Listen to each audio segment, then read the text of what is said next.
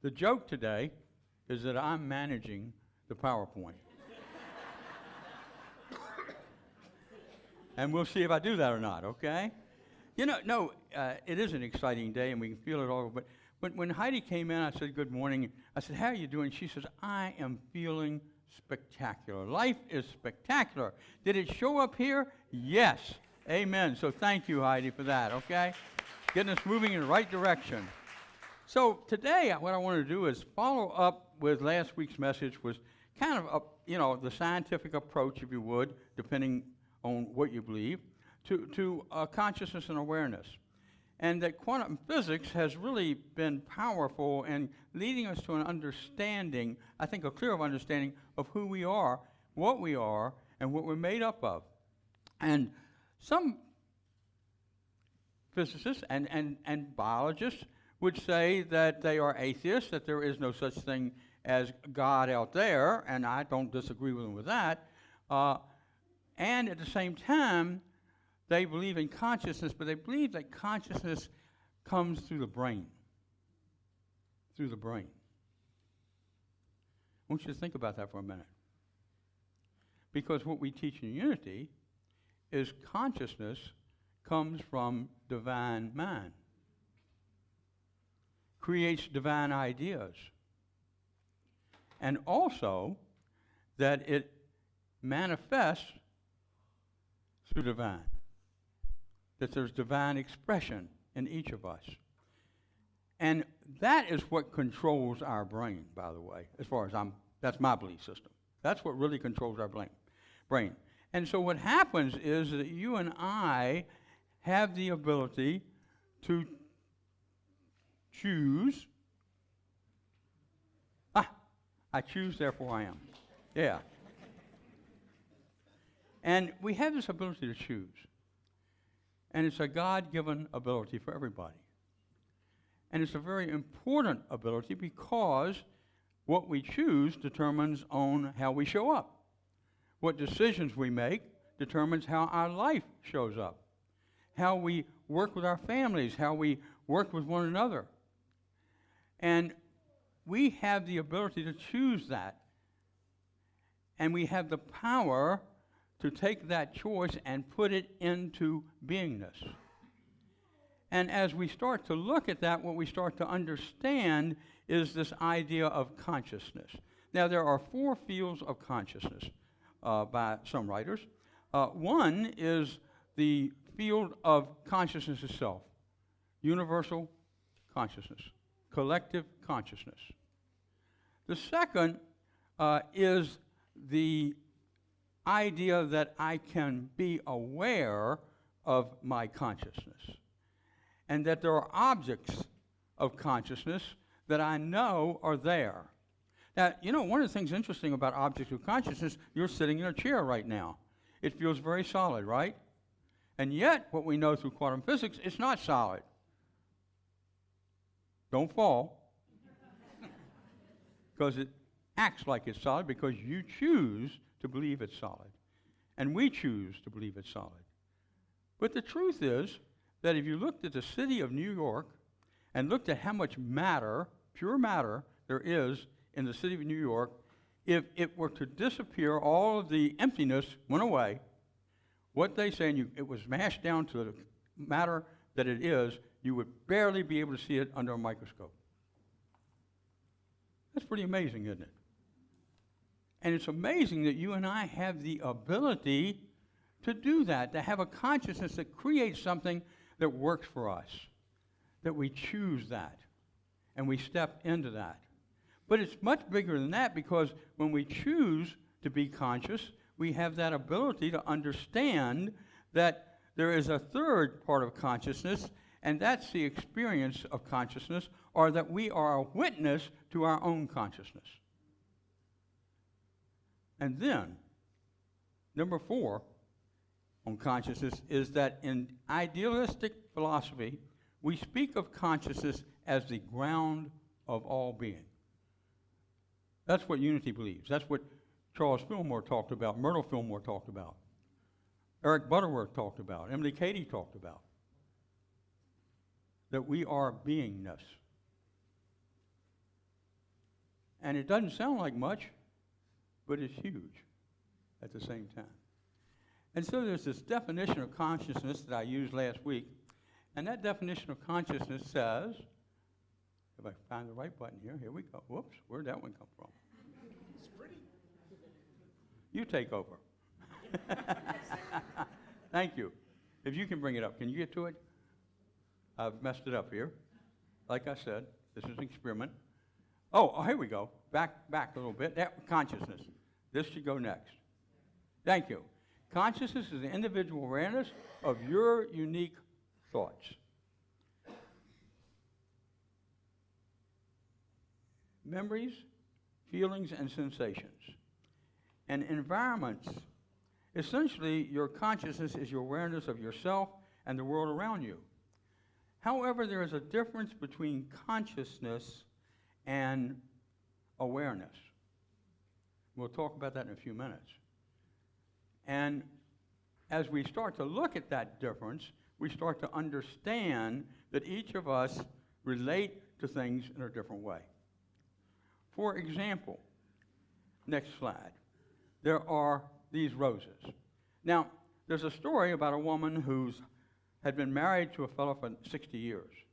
And every year that they had been married, roses were delivered. Now, when you start to think about it from a conscious standpoint, the person who delivered them had a sense of what roses were, probably saw them a little differently, and had different meaning to that person. The person who received them, his wife, had a consciousness about those roses, and when she'd see a yellow rose, even during the year, it would remind her of her husband and the roses. And then there is the actual rose itself, which has feelings, thorns. It doesn't have, well, it probably has feelings, but anyway, we have feelings about it. We can feel the thorns, we can smell it, we can relate to it, and it gives us a different sense of consciousness. And so as we start to look at that, what we start to understand, I believe, is that, can I try that again? Aha! Is that all of this is coming from the cells in our body. Now, I'm not going to explain this. I can't even pronounce most of the words. So what I want you to do is just see how intricate we've learned cells are. And an interesting thing about cells is that cells have intelligence. Most of us agree with that today. If you'd have said that in 1950, people thought you were crazy. If you said it when Myrtle Fillmore said it in 1885, 86, they would have really said you were crazy. But she believed in the intelligence of cells and that you and I had the ability to direct cells.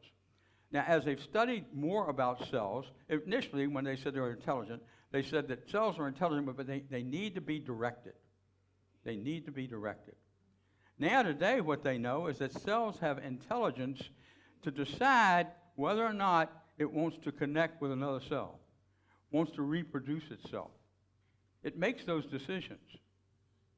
And cells do not have brains. Cells do not have brains. And as we start to understand that, what happens is we start to understand, I think, my interpretation of what Jesus understood.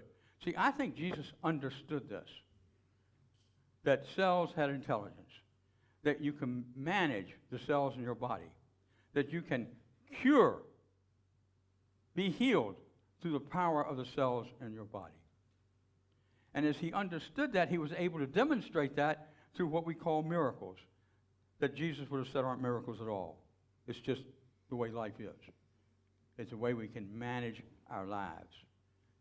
And I've seen, and I know many of you have, people who have done exactly that. Cells that were not supposed to be alive in them came back alive. They became healthy. People who said, you're going to die, the doctor said, you're going to die within 3 months, are still here today after 5, 10, 15 years. Because doctors don't know that you're going to heal or not heal. Because they may not understand your belief system and understand how you can manage the cells in your body to live fully and to heal. Cells are healing instruments. They're built that way. And sometimes it doesn't work, and I know that. But many times it does. It works every day. Do you know that we have somewhere in the neighborhood of 183 million cells in our bodies? When I started talking about this 25 years ago, we only had 60 million. I guess that weight that I picked up had something to do with that. So as we start to look at this and move from self-love, it says the phrase, I think, therefore I am, means that thinking is the one thing that cannot be faked. It is the one thing that individuals know they exist. It's the one thing that individuals know they exist. It was first used by philosopher Rene Descartes. Thank you. That's close.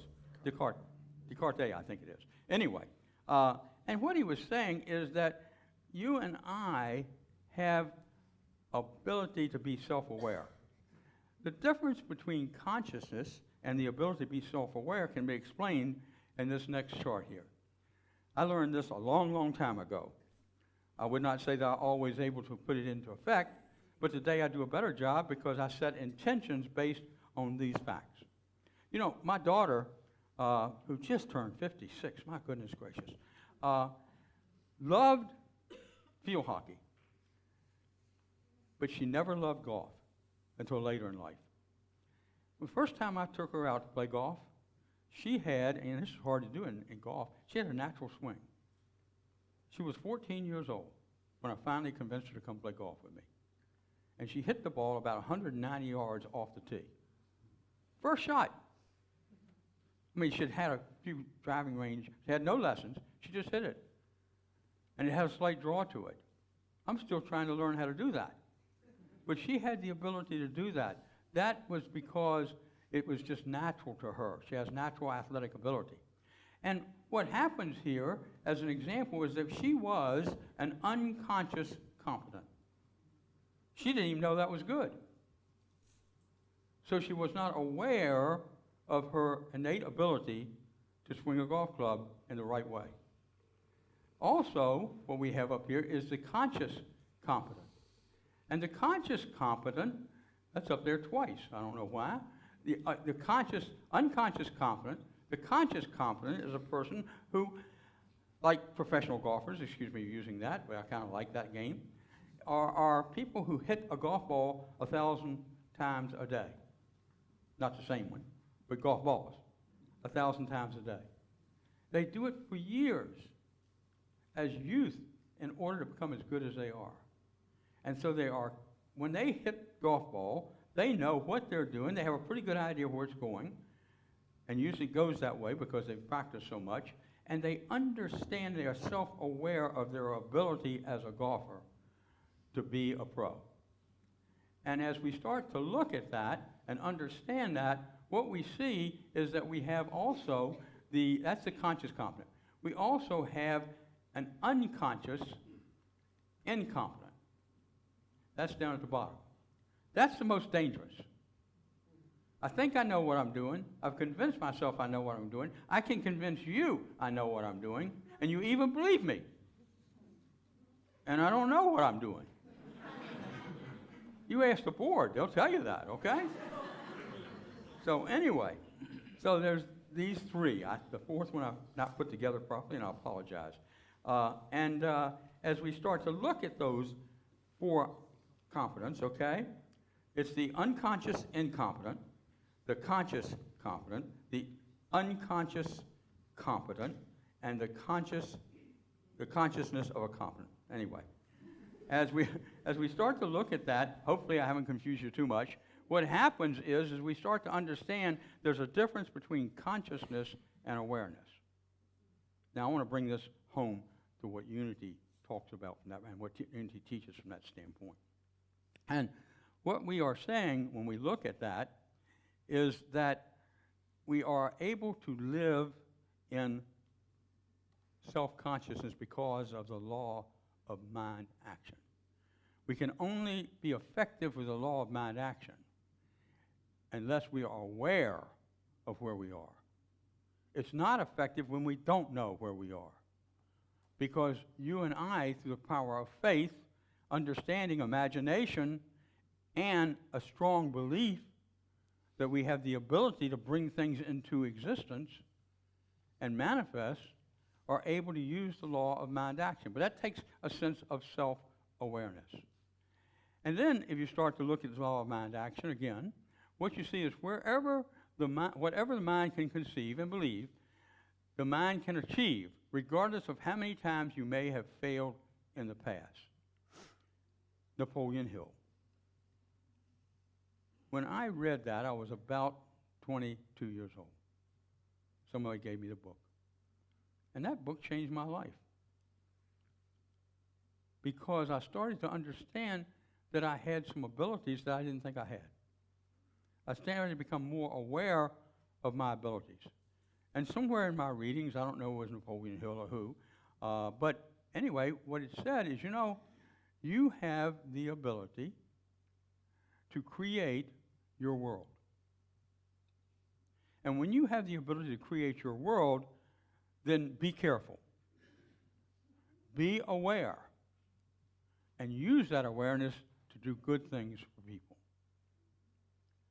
And when I came into Unity, I kind of saw that, not quite written that way, but I read it in Fillmore's works, I read it in Emily Cady's works, I read it in Eric Butterworth's, and on, many, many authors, and many people who write new thought material, new thought ideas. And it was continuous, and it was positive. And so, as I started to understand that, I started to look at the law of manifestation. The law of mind action is the ability to take ideas and put them into a sense, and put them into your imagination, and create a picture. When you create that picture, you then start to set an intention to bring that picture into existence. And when you do that, if you focus on it, if you understand it, if you keep your faith, if you have an understanding faith, then what will happen is that particular goal, that intention you have set, will come into being. It will happen. And sometimes, because we don't quite have, not the faith, I don't want to say that, we have all the faith we need, because we don't exercise our faith in a certain way, then what happens is that we fail. But remember, even if you failed before, if you continue to focus and do the work necessary, then you will bring into being that which will carry you literally through life, through relationships, and help you understand that you are built in the image and likeness of God. That which created us. It's not a person. It's not out there somewhere. It's within us and responds because it is within us. And so as we start to understand that and look at that, what we understand is that you and I have that power to manifest. And then, as we move along here, I think, living in self-awareness. That was the end. Thank you. Anyway, it's not really the end.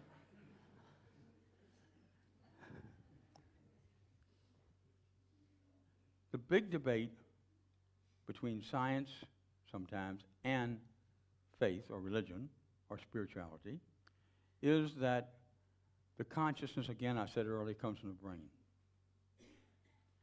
The consciousness does not come from the brain. It also, they do not believe that consciousness has power over matter. I don't know why, but they don't. That's what they write about. And what you and I understand is that consciousness comes from the heart space. Consciousness comes from an awareness of who we are and where we are. Consciousness comes from looking at our screen of life and saying, I don't want to be that way, and setting a new attention. Consciousness is always there. Self-awareness is not always there. So our responsibility, I believe, and I say our, not pointing a finger, is to understand that we are to be self-aware, that we are to live in self-aware, because this is a self-aware universe. Thank you. Now,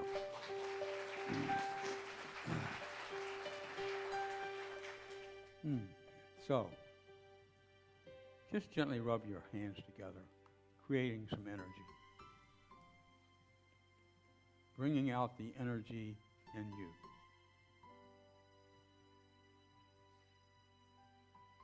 And then stop for a moment and breathe gently.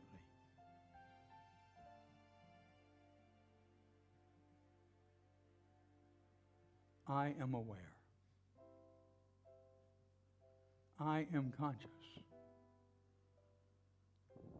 I am beingness.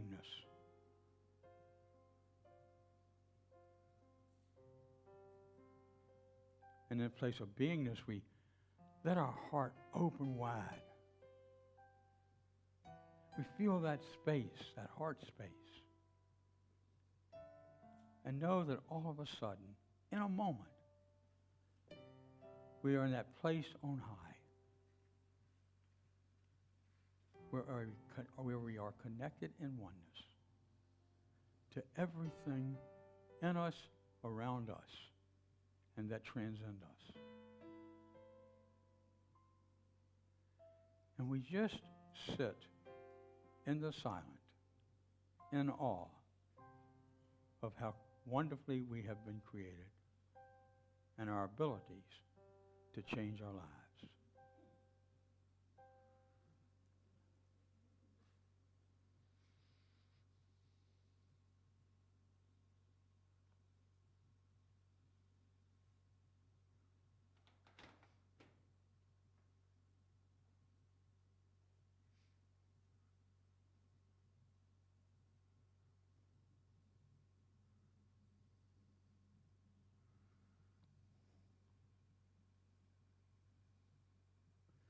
And now just take a moment to think of something that you would like to change in your life.